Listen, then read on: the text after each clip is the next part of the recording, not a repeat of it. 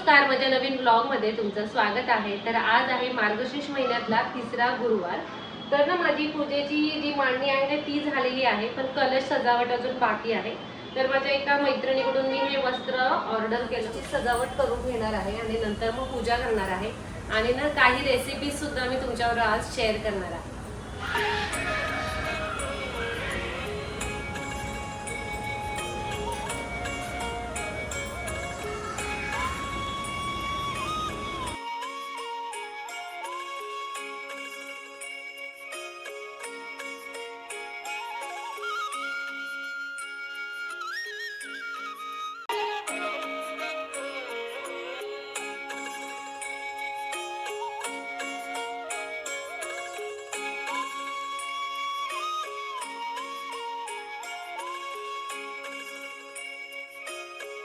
तर ना माझी पूजा करून झालेली आहे आणि मी काही रेसिपीज तुमच्याबरोबर शेअर करणार आहे। तर जवळजवळ जे मी जेवण बनवणार आहे ते सर्व शेअर करणार आहे। तर मी वरण भात, चपाती, मेथीची भाजी, कोबीची भजी, गाजराचा हलवा, तर हे असं जेवण करणार आहे आणि त्याच्यातल्या या रेसिपीज मी तुमच्याबरोबर शेअर करणार आहे। तर सर्वात आधी ना मी गाजराचा हलवा बनवायला ठेवणार आहे, कारण त्याला जास्त वेळ लागतो। दूध वगैरे टाकणार आहे, मग ते दूध आटेपर्यंत वगैरे, तर हलवा होईपर्यंत ना माझी भाजी होईल, भजी होईल, डाळ सुद्धा होईल, नंतर मग शेवटी मी गरम गरम चपात्या करेन। तर ना मी पूजा होईपर्यंत कुकर लावून ठेवलेला, इंद्रायणीचा भात आणि मसूर डाळ आणि तूर डाळ समप्रमाणात घेऊन स्वच्छ धुवून घेतली। त्यामध्ये पाणी टाकलं, थोडंसं जिरं टाकलं, हळद आणि थोडंसं हिंग पावडर टाकून शिजवून घेतलेलं आहे। तांदूळ स्वच्छ धुतले इंद्रायणीचे, त्याच्यामध्ये पाणी टाकलं, मीठ टाकलं आणि त्याचं कुकर 3 ते 4 मी शिट्ट्या घेतलेल्या आहेत। तर कुकर आता थंड होतोय, तोपर्यंत बाकीचं मी जेवण करून घेते। तर हे अर्धा किलो गाजराचा किस आहे। तर गाजर ना छान स्वच्छ धुतले, वरचा भाग जो आहे ना थोडासा सोलणीने सोलून घेतला आणि त्यानंतर असे किसून घेतलेले आहेत। थोडेसे ड्रायफ्रूट्स घेतलेले आहेत आणि इथे 100 ग्राम मी खवा घेतलेला आहे, जो गोड नाही आहे। तर पॅनमध्ये ना तूप गरम करून घेतलं, त्यामध्ये सर्व हा जो गाजराचा किस आहे तो टाकून चांगलं परतून घ्यायचं आहे आणि नंतर यामध्ये गरम केलेलं हे गाईचं दूध आहे। तर अर्धा लिटर मी इकडे दूध वापरलेलं आहे। तर आता गाजराचा हलवा करताना तुम्हाला दूध किती वापरायचं आहे, खवा किती वापरायचा आहे, ड्रायफ्रूट किती वापरायचे, तूप किती वापरायचं, तो किती तुम्हाला शाही करायचा आहे ते तुमच्यावर आहे। तर दूध टाकल्यानंतर ना झाकण ठेवून थोडंसं मी शिजवून घेणार आहे आणि मध्ये मध्ये हा गाजराचा हलवा असा परतत राहायचा आहे। तर एका बाजूला गाजराचा हलवा होतोय, तर दुसऱ्या बाजूला इथे मेथीची भाजी करून घेते। तर एक जोडी मेथीची भाजी ना निवडून घेतलेली आहे, जी मी आता स्वच्छ धुणार आहे चाळणीमध्ये आणि इथे एक वाटण करते। भाजलेले शेंगदाणे घेतलेले आहेत, हिरव्या मिरच्या एक 4 ते 5 आणि 8-9 मी लसूण पाकळ्या घेतल्यात सोलून, त्याचं वाटण करून घेणार आहे।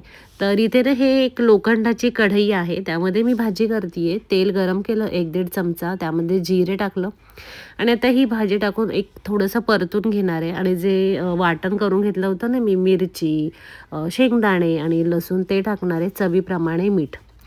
तर पहिले एक 5 मिनटे मी झाकण ठेवून ही भाजी शिजवून घेणार आहे आणि नंतर झाकण काढून ठेवणार बाजूला आणि अशीच मग मी शिजवून घेणार आहे। थोडंसं पाणी पण असतं मेथीच्या भाजीमध्ये, ते आटेपर्यंत। आणि भाजी झाल्या लगेच या कढईतून मी एका वाटीमध्ये काढून घेणार आहे, कारण हे जे लोखंडाची जी भांडी असतात त्याच्यामध्ये जेवण ठेवायचं नाही, नाहीतर ते असं काळपट कलर येतो त्याला। आणि लोखंडाच्या कढईमध्ये अशा ह्या पालेभाज्या केल्या तर चवदार पण लागतात आणि अजून आयर्नयुक्त अशा त्या भाज्या होतात। त्याच्यामुळे मग मी या कढईमध्ये ही भाजी केली। भाजी तयार आहे आणि तीही अशी एका वाटीमध्ये मी काढून घेतलेली आहे। तर गाजराचा हलवा होतोय, अजून त्यातलं दूध आटलं नाही आहे, परतून घेते मध्ये मध्ये। आणि आता मी इथे कोबी घेतला होता, एक थोडासा आहे, एक लहान वाटी कोबीचा हा किस आहे, म्हणजे एक छान असं कापला आहे मी। त्याच्यामध्ये कोथिंबीर 1 चमचा, धने पावडर 1 चमचा, घरगुती लाल तिखट पाव चमचा, हळद अर्धा चमचा, मीठ हे घेतलेलं आहे, ते चांगलं मिक्स करून घेणार आहे। आणि आता यामध्ये पीठ टाकून घ्यायचं। तर पिठामध्ये ना इथे मी 2 चमचे तांदळाचं पीठ घेतलेलं आहे आणि 8 चमचे इथे मी बेसन पीठ घेतलेलं आहे आणि आता हे चांगलं यामध्ये टाकून मिक्स करून घ्यायचं आहे। तर ना मी कोबी चिरल्यानंतर चांगला मी धुवून घेतला होता आणि त्यानंतरच सर्व हे काही ॲड केलेलं आहे त्यात साहित्य।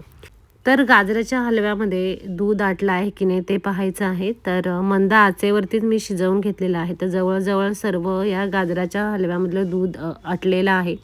तर साखर न वापरता मी यामध्ये चवीप्रमाणे ही गूळ पावडर ॲड केलेली आहे. तुम्हाला गूळ नसेल आवडत तर तुम्ही साखर यामध्ये ॲड करू शकता.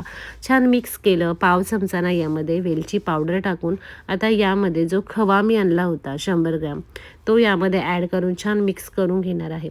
तर खव्याऐवजी तुम्ही ना पनीरसुद्धा यामध्ये ताजं पनीर यामध्ये ॲड करू शकता. तुम्ही कलाकंद ॲड करू शकता. घरात जी मिठाई बर्फी वगैरे असेल तीसुद्धा तुम्ही यामध्ये ॲड करू शकता. गाजराचा हलवा छान लागतो. सर्व ना मी छान मिक्स करून घेणार आहे आणि आता पुन्हा झाकण ठेवून आता काय होणार की गूळ टाकला आहे तर थोडंसं अजून पाणी सुटणार गाजराच्या हलव्याला. तर ते आटेपर्यंत पुन्हा झाकण ठेवलेलं आहे आणि गाजराचा हलवा शिजू देणार आहे. तर मी डाळ शिजवून घेतली होती त्यामध्ये मीठ टाकलं होतं शिजवताना. आता यामध्ये ना एक 4-5 लसूण पाकळ्या, एक हिरवी मिरची असं ठेचून घेतलेलं आहे, कढीपत्ता आणि कोथिंबीर. कढईमध्ये 1-1.5 चमचा तेल टाकून त्यामध्ये मोहरी, जिरे, परत जे लसूण आणि हिरवी मिरची आहे ते टाकून कढीपत्ता टाकून चांगलं परतून घेणार आणि छान अशी फोडणी द्यायची आहे. असं थोडासा लालसर लसूण झाला की जी शिजवलेली डाळ आहे ना ती यामध्ये कढईत टाकायची आहे. तर ही डाळ शिजवताना त्यामध्ये मीठ, हळद, जिरे आणि हिंग मी टाकलं होतं आणि ही तुरीची डाळ आणि मसुराची डाळ असं समप्रमाणामध्ये मी घेतलेलं होतं. तर डाळ छान मी घोटून घेतली आणि आता कोथिंबीर टाकली आणि मस्त ही अशी डाळ तयार आहे. तर बघूया एका बाजूला गाजराचा हलवा तयार आहे का. तर जवळजवळ पाणी आटत आलेलं आहे आणि खूप आत्ताच असा कोरडा नाही करायचा. हा जो गाजराचा हलवा आहे तो नंतर मग तो बरोबर होतो. म्हणजे आता जरी तुम्हाला थोडंसं त्यामध्ये पाणी वाटत असेल तरी. तर छान असा ड्रायफ्रूटचा तडका मला याला द्यायचा आहे. तर पुन्हा 1-2 चमचे असे तूप गरम केलेलं आहे जे फोडणीचं पात्र आहे त्यामध्ये आणि त्याच्यात ड्रायफ्रूट्स टाकले आवडीचे चांगले कापून आणि मग ही अशी फोडणी दिलेली आहे आणि वरून अशा प्रकारे अजून तूप टाकलं ना गाजराचा हलवा अजून चवदार लागतो. मस्त गाजराचा हलवा तयार आहे. एका बाजूला डाळीला पण चांगली मस्त उकळी आलेली आहे.